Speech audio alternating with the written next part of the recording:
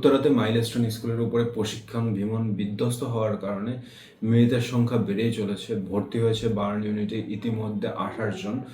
এর মধ্যে একজন চিকিৎসাধীন অবস্থায় মৃত্যুবরণ করেছেন, পাইলট মৃত্যুবরণ করেছেন। এ নিয়ে 2 জনের মৃত্যুর সংবাদ পাওয়া যায় নিশ্চিতভাবে, বাট প্রত্যক্ষদর্শীদের কথা থেকে বোঝা যায় যে মৃতের সংখ্যা আরও বহু।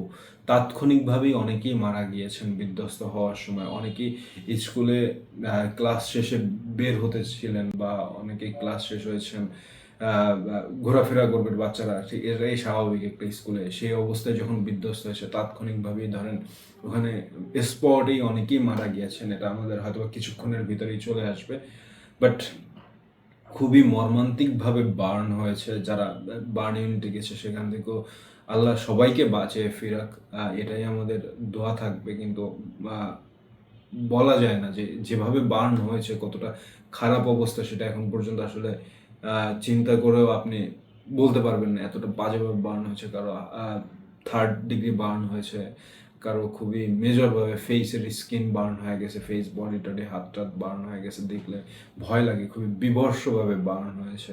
স্কুলের শিক্ষার্থীরা এভাবে একটা বিপদের সম্মুখীন হবে বা এভাবে তাৎক্ষণিকভাবে এভাবে মর্মান্তিকভাবে কিছু ঘটবে এটা কেউ চিন্তাই করতে পারে না। সো আপনাদের সবার দোয়া কামনা রইল বাচ্চাদের জন্য। আপনারা সবাই বেশি বেশি দোয়া করবেন বাচ্চাগুলোর জন্য, যাতে খুব দ্রুত সুস্থ হয়ে যায়। আর যারা মৃত্যুবরণ করেছে তারা যেন আল্লাহ জান্নাতবাসী করে। সবার জন্য দোয়া করবেন বেশি বেশি, এটাই আমার আপনাদের কাছে আহ্বান রইল।